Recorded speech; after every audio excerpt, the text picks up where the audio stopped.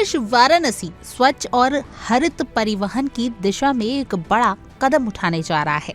बनारस से गोरखपुर के बीच जल्द ही हाइड्रोजन ईंधन से संचालित ट्रेन चलाने की तैयारी है, जिसे राज्य सरकार के सहयोग से लागू किया जाएगा। ये परियोजना सिर्फ एक नई ट्रेन सेवा नहीं होगी, बल्कि इसके जरिए हाइड्रोजन के भंडारण, परिवहन, संचालन क्षमता और अलग अलग उपयोगों का व्यापक परीक्षण भी किया जाएगा। इसी क्रम में उत्तर प्रदेश ग्रीन हाइड्रोजन नीति 2025 के तहत IIT BHU को सेंटर ऑफ एक्सीलेंस स्थापित करने के लिए चुना गया है। उत्तर प्रदेश सरकार ने IIT BHU और मदन मोहन मालवीय प्रौद्योगिक विद्यालय गोरखपुर में संयुक्त रूप से green hydrogen centre of excellence की स्थापना को मंजूरी दी है, जिसका उद्देश्य है अनुसंधान, तकनीकी विकास, क्षमता निर्माण और औद्योगिक उपयोग को बढ़ावा देना। ये पूरी पहल उत्तर प्रदेश नव एवं अक्षय ऊर्जा विकास अभिकरण यानी यूपीनेडा के माध्यम से संचालित की जाएगी। इतना ही नहीं, उत्तर प्रदेश राज्य सड़क परिवहन निगम भी इसी रूट पर ग्रीन हाइड्रोजन से चलने वाली बसें शुरू करने की योजना बना रहा है, जिससे ये पूरा क्षेत्र ग्रीन मोबिलिटी सॉल्यूशन का हब बन सके। परियोजना से जुड़ी करीब 50% अवसंरचना गोरखपुर में विकसित की जाएगी, जिससे राज्य का तकनीकी तंत्र और मजबूत होगा। इस पूरे सेंटर का नेतृत्व IIT BHU करेगा, जो नीति निर्धारण, अनुसंधान और तकनीकी मार्गदर्शन की अहम भूमिका निभाएगा।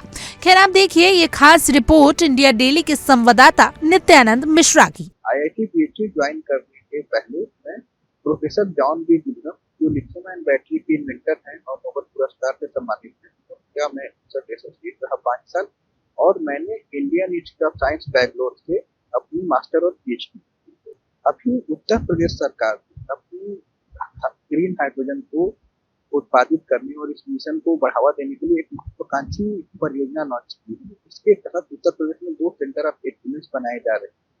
इस प्रोग्राम के तहत IIT BHU और मदन मोहन मालवीय इंजीनियरिंग कॉलेज गोरखपुर की टीम को हाइड्रोजन बायोमास से हाइड्रोजन बनाने और हाइड्रोजन ट्रेन चलाने का काम दिया गया है। तो इसके तहत सबसे पहले बायोमास आधारित हाइड्रोजन प्लांट का निर्माण कार्य किया जाएगा गोरखपुर में और वहां पर हाइड्रोजन की स्टोरेज और भंडारण की सुविधा उपलब्ध कराई जाएगी, ताकि हाइड्रोजन की ट्रेनों का संचालन गोरखपुर से वाराणसी में हो जाए। और IIT BHU अपना पूरा फोकस फ्यूल सेल और हाइड्रोजन के उपयोग की अन्य टेक्नोलॉजी जैसे कि हाइड्रोजन को डीजल इंजन में ब्लेंड करना और ब्लास्ट फर्नेसेस में हाइड्रोजन फ्यूल को उपयोगी बनाने की तरफ दिशा में कार्यरत करने का भी अतिरिक्त योजनाएं चल रही है। उत्तर प्रदेश सरकार ने अपनी महत्वाकांक्षी प्रोजेक्ट के लिए 50 करोड़ रुपए का अनुदान दिया हुआ है और सक्सेसफुल ट्रायल और काम के आधार पर और भी फंड बढ़ाया जा सकता है।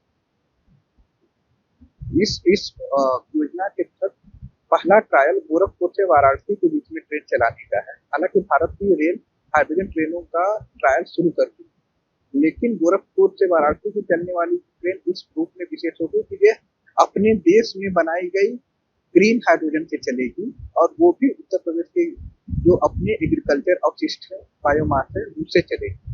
बायोमास आधारित हाइड्रोजन प्लांट को लगभग 1 साल के अंदर गोरखपुर में स्थापित कर दिया जाएगा और पूरी उम्मीद है कि मार्च 2027 तक हाइड्रोजन ट्रेनों का ट्रायल शुरू कर दिया। IIT BHU और मदन मोहन मालवीय टेक्निकल यूनिवर्सिटी संयुक्त रूप से इस पर कार्य कर रही हैं और मदन मोहन मालवीय इंस्टीट्यूट का रोल जहां हाइड्रोजन के प्लांट की एस्टेब्लिशमेंट और रखरखाव पर है, वहीं IIT BHU सारा नेसेसरी मार्गदर्शन हाइड्रोजन प्लांट को लगाने के लिए गोरखपुर को उपलब्ध करवाएगा और उनके हाइड्रोजन सेंसिंग से लेकर के स्टोरेज तक की टेक्नोलॉजी की मदद देगा और उसके अतिरिक्त हाइड्रोजन के उपयोग की अति जरूरी तकनीकी जैसे कि फ्यूल सेल, जिससे कि हाइड्रोजन ट्रेन चलने वाली है और उसके बाद हाइड्रोजन इंजन और ब्लास्ट फर्नेसेस पर। फ्यूल सेल इंजन इस मामले में यूनिक कि उनकी जैसी फ्यूल से पावर जनरेट करने की एफिशिएंसी, मतलब ईंधन से ऊर्जा बनाने की एफिशिएंसी को कोई मैच नहीं कर सकता है। जैसे कि डीजल इंजन से 40% के करीब ही जो ईंधन होता है वो ऊर्जा में कन्वर्ट हो पाता है या फ्यूल पावर में कन्वर्ट हो पाता है, लेकिन फ्यूल सेल इंजन लगभग 70% एफिशिएंसी पर काम करते हैं। मतलब 70% फ्यूल को ऊर्जा में कन्वर्ट किया जा सकता है, बचा जा सकता है। इसलिए फ्यूल सेल ट्रेन बहुत ही इफेक्टिव होंगे और ये आम जन को बहुत सस्ते खर्चे पर हाइड्रोजन ट्रेनों में चलने का रास्ता उपलब्ध है। अगर आप देखें तो लगभग डीजल इंजन से लगभग 2 गुना पावर आप जनरेट करेंगे फ्यूल सेल।